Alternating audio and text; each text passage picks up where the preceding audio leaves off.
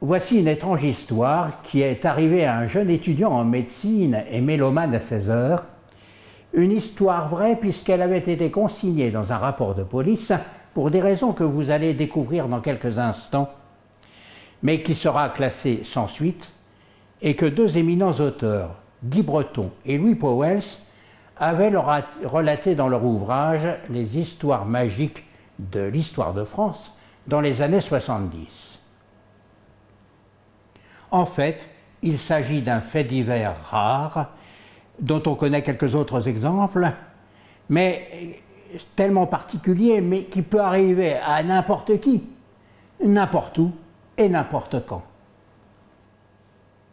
Nous sommes à Paris par une chaude nuit de juin 1955.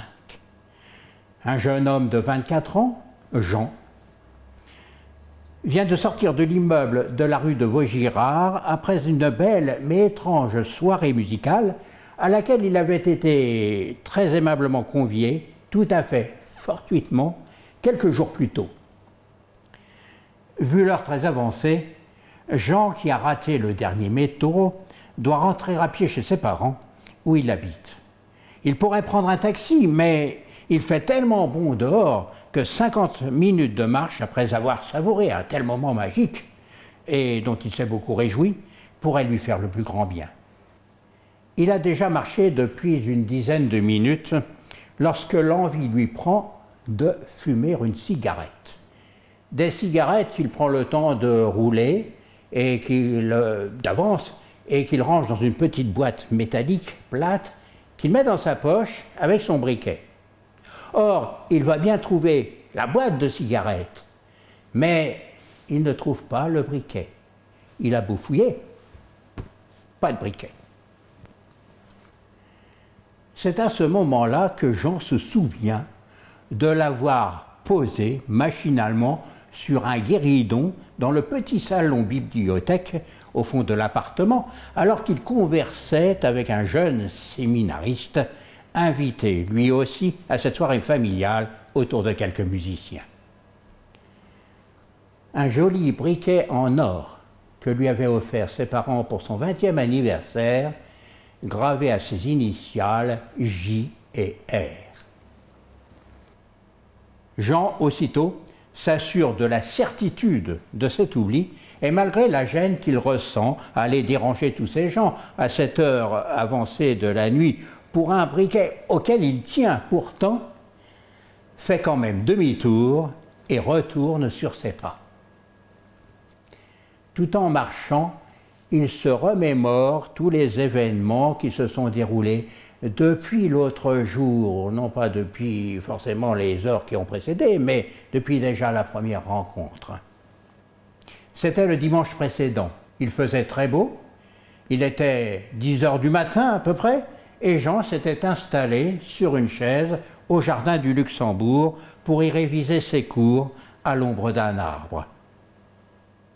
Il se rappelle l'instant où un vieux monsieur, mais très étrangement vêtu, détail qui ne lui avait pas échappé, s'était assis sur une chaise voisine et lui avait parlé de musique. Les œuvres de Mozart notamment. Jean, en bon passionné, avait refermé poliment ses livres pour mieux lui tenir la conversation. Et puis le jeune homme, tout en marchant, se souvient encore de cette généreuse invitation pour le vendredi soir au domicile de l'étrange monsieur Alphonse Berruyer, rue de Vaugirard, pour écouter un concert de musique de chambre donné par un quatuor de musiciens de son entourage familial et qui, selon ses dires, avait l'habitude de venir se retrouver régulièrement pour jouer dans cet appartement devant un petit public de parents et d'amis. « Un vendredi sans faute !» lui avait encore lancé le vieux monsieur à la barbiche blanche taillée à l'impériale. Vendredi sans faute, rue de Vaugirard, 3e étage, à gauche. Et il tend à Jean un petit carton avec son adresse. Cette fameuse petite carte qu'il retire machinalement de sa poche, comme pour bien la relire.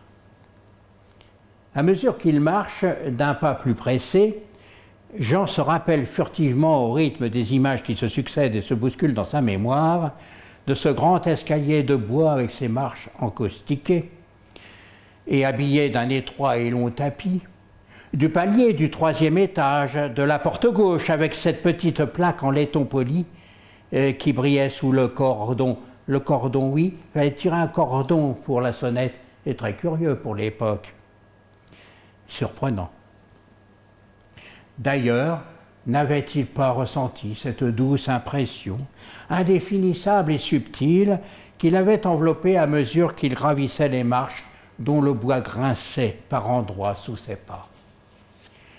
Jean voit encore l'image du vieux monsieur, Alphonse Berruyer, qu'il avait rencontré et qui lui-même lui avait ouvert la porte. Puis l'intérieur de ce somptueux appartement dans lequel il était entré presque 6 heures plus tôt.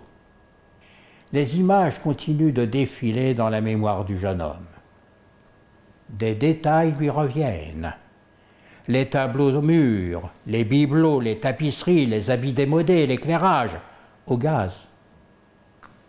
Tout cela dégageait une ambiance plutôt vieillotte, pour l'époque, qui avait un peu surpris Jean, mais sans plus. Il s'était dit que tout cela pouvait faire partie des originalités secrètes de la capitale. Et puis M. Berruyer qui lui avait présenté ses proches, son épouse, son frère, sa belle-sœur, son petit-fils André qui prépare son entrée à l'école navale, Marcel qui étudie le droit, et puis son neveu, séminariste. Tout un monde chaleureux et attentionné, très certainement ravi d'accueillir notre jeune étudiant en médecine. Jean se revoit encore écouter les musiciens dans leurs exécutions de quelques quatuors avec flûte de Mozart, puis une œuvre de Gimignani, une autre de Stradella. La petite assistance avait applaudi chaleureusement et Madame Berruyer avait servi le buffet, des petits fours, du champagne, du cidre bouché, de l'eau de source, des fruits. Les musiciens, familiers des Berruyer et habitués des lieux, s'étaient mêlés aux invités et les conversations allaient bon train. Jean, à mesure qu'il revient sur ses pas, se rappelle encore des rires qui fusaient pendant la collation, du brouhaha et du petit salon-bibliothèque attenant où il avait poursuivi une discussion passionnée sur la musique et la spiritualité avec le jeune séminariste, tout en fumant. Et c'est là que Jean se revoit avec son briquet qu'il avait posé machinalement sur le petit guéridon tout proche. Enfin, la rue de Vaugirard, l'immeuble des Berruyer n'est plus qu'à quelques pas, et le briquet de Jean aussi, forcément. Jean force le pas, passe la porte de l'immeuble, entre sous la voûte, prend l'escalier comme tout à l'heure en montant les marches 4 à 4, arrive enfin sur le palier du 3e étage, qu'il reconnaît très bien, mais pourtant, sans ressentir l'étrange impression qui avait retenu son attention quelques heures plus tôt. Mais surtout, il s'aperçoit que quelque chose a bizarrement changé. La plaque de laiton poli, qui ne brille plus, semble ternie et oxydée par des années d'oubli. Et il n'y a plus de cordon pour sonner. Alors, il tend l'oreille, aucun bruit derrière la porte. Il frappe, rien, personne ne vient ouvrir. Alors il tambourine contre le battant, appelle, rien d'autre que le bruit qu'il fait et qui résonne dans la cage d'escalier, troublant le calme pesant qui enveloppe soudainement sa solitude. Mais enfin, Je ne suis pas fou, se dit-il. Et tous ces gens qui étaient là, derrière cette porte, il y a à peine une demi-heure, où sont-ils passés? Il tambourine de nouveau, et soudain, c'est une autre porte qui s'ouvre en laissant apparaître un voisin furieux d'avoir été réveillé.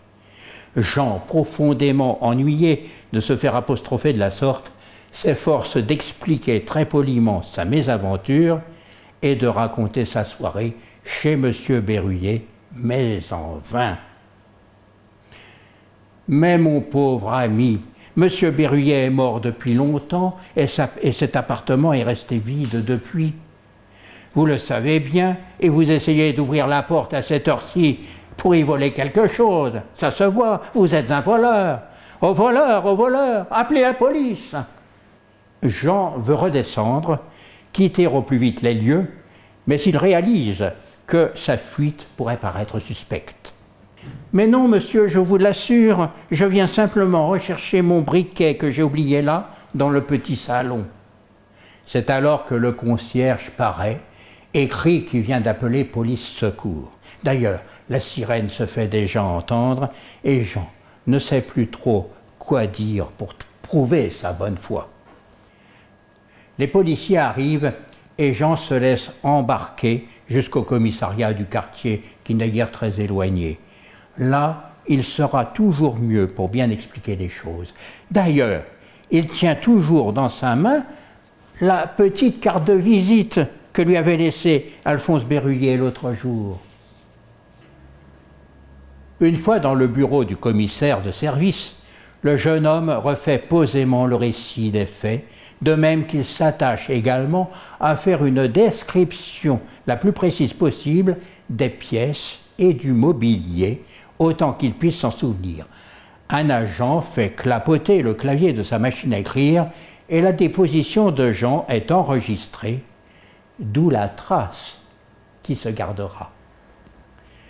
Le commissaire garde Jean pour le reste de la nuit, en expliquant qu'il convoquera son père dans la matinée pour attester aussi de la véritable existence de ce briquet, puisque c'est un cadeau.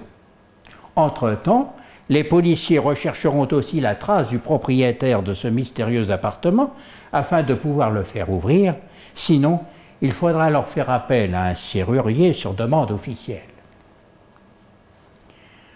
Le lendemain matin, ce samedi, un monsieur âgé arrive au commissariat avec la clé de l'appartement en question. C'est l'arrière-petit-fils d'Alphonse Berruyer, qui explique qu'il vient quelquefois ouvrir les fenêtres ou les volets pour aérer lorsqu'il fait beau, mais sans plus. Le père de Jean arrive aussi, et tout ce beau monde se rend sur les lieux, commissaire en tête. Et lorsque le monsieur ouvre la porte, Jean pousse un cri d'étonnement, puis un soupir de soulagement. L'entrée, le salon de réception, les meubles, la table sur laquelle le buffet était dressé la veille au soir, c'est-à-dire une douzaine d'heures plus tôt, les tableaux au mur, rien n'a bougé, à part que tout ce beau mobilier est recouvert de toile pour le préserver de la poussière. Et depuis longtemps déjà. Le commissaire est surpris de constater la parfaite similitude des lieux avec la description qui figure sur la déposition de Jean dont il a emmené une copie. Voilà une de ces étrangetés qui va être difficile à faire admettre aux policiers, mais les faits sont là. Enfin, on poursuit la visite de l'appartement avec la pièce où s'est déroulé le concert qu'on peut maintenant qualifier d'étrange. Et puis, on a fumé dans ces pièces. On devrait sentir l'horrible odeur du tabac froid, mais cette odeur est absente. Alors, plus de traces des musiciens, des invités, de qui que ce soit, de qui que ce fût. Mais lorsqu'on entre dans le petit salon bibliothèque dans lequel Jean avait conversé avec le jeune séminariste, le commissaire ne peut constater, en même temps que Jean l'aperçoit, que le fameux briquet en or est posé sur le guéridon. Un briquet qui correspond exactement au signalement que le jeune homme en avait donné avec les initiales J et R gravées dessus. Il va sans dire que devant autant de mystères, il est difficile d'apporter une explication, à commencer par le commissaire de police qui ne peut qu'admettre les faits tels qu'ils sont et sans qu'il y ait eu de traces d'effraction constatées. Des spécialistes nous diront qu'il peut arriver à quiconque de trébucher dans le temps, comme on peut trébucher en montant ou en descendant un escalier et se reprendre après avoir raté une ou deux marches. Il se peut que Jean ait trébuché dans l'escalier du temps en l'espace de quelques heures la veille au soir. Oui, mais alors, comment le briquet a-t-il pu arriver là? Moi, je vais vous dire mon avis, seul le vent doit en connaître la réponse.